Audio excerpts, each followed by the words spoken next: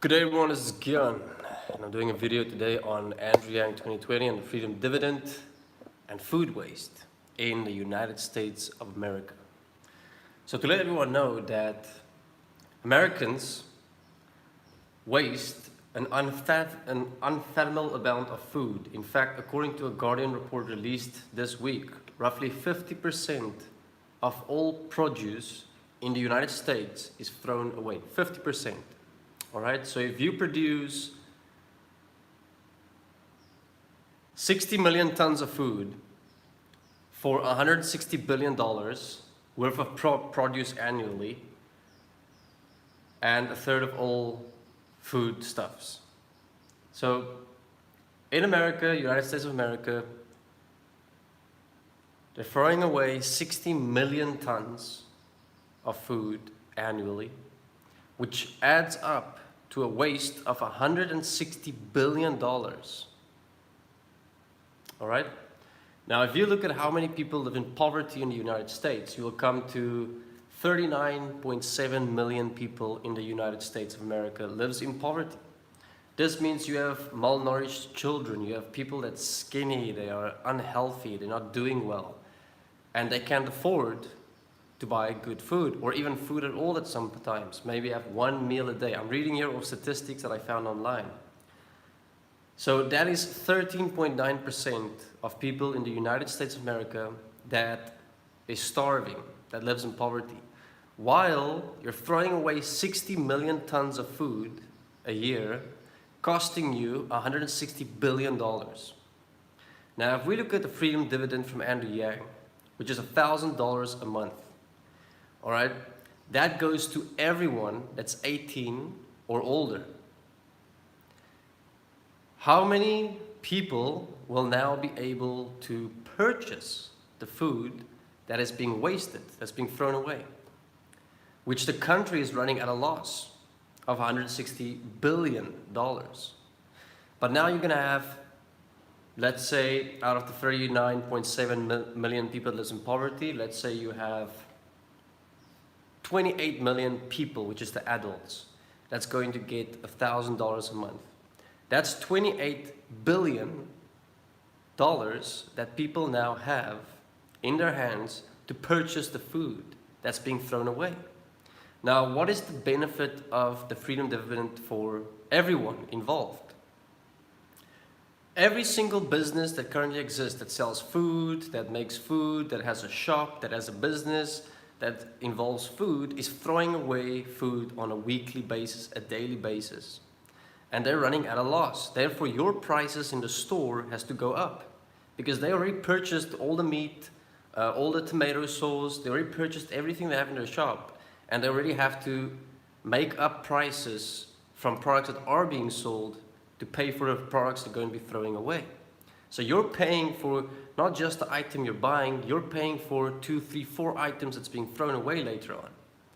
But now if you have an influx of people suddenly having money to buy that produce that is there in the store, the owners don't have to buy more food, they already have it. They're going to throw it away because it's not getting sold. Now they don't have to throw away all their food, which means your prices is going to go down because they're selling more. And therefore they can add the actual value and the profits on each product that it should be, instead of adding more to just one product because they might be throwing away 50%, as the article says, of all food. So when you walk into a supermarket and you see the supermarket, imagine half of everything you see is going to be thrown away. That means you're paying for the other half being thrown away by the one product you're buying. So now if you see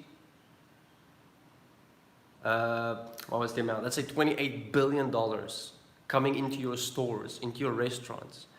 You can now look at least, not throwing away 50% of your food, not wasting 50% of your food.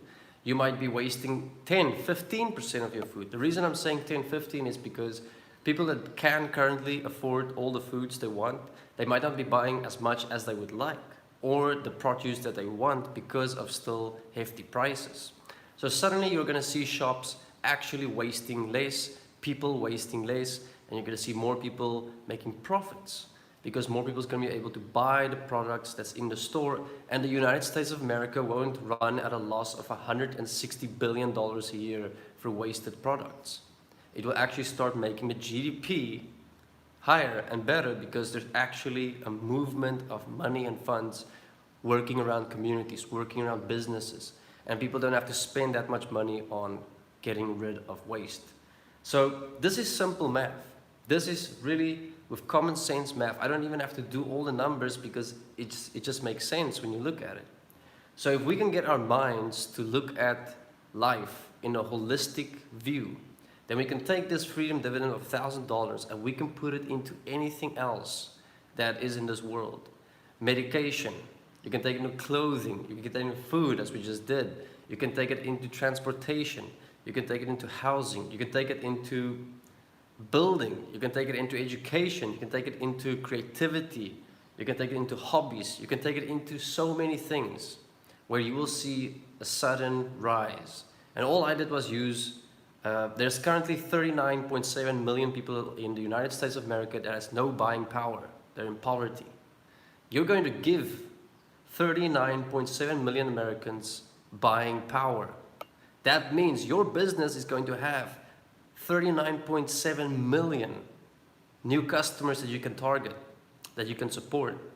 And that means you have to lower your price because you know they only have $1,000. But you know that you can ask the real prices in your stores instead of having to add all that extra profit just to make up for the products you're going to throw away, which is 50% of all produce in the United States is being thrown away currently.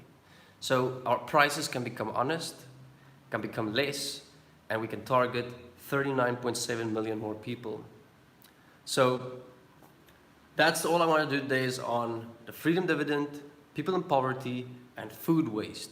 Food waste is a massive problem, and that leads into agriculture and how we're destroying the environments. So the freedom dividend goes even further, and it's a knock-on effect.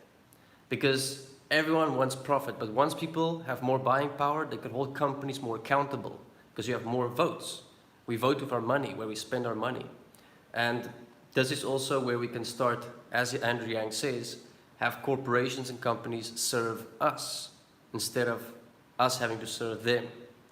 So once you have that 39.7 million Americans back into society, back into participating in capitalism, everyone will see a boost in their communities, a boost in their businesses, a boost in not wasting so much, a boost in health, so therefore less medical care needed, which is perfect. I mean, we don't want more medical care, we want to have preventative care. So that's all I want to share today. Thank you very much, everyone. Please share the video if you see the common sense, if you see the math. I will post this in my video afterwards, just this little headlines I have here. And yeah, let's get the message out to the world that we need to have a trickle-up economy. Cheers.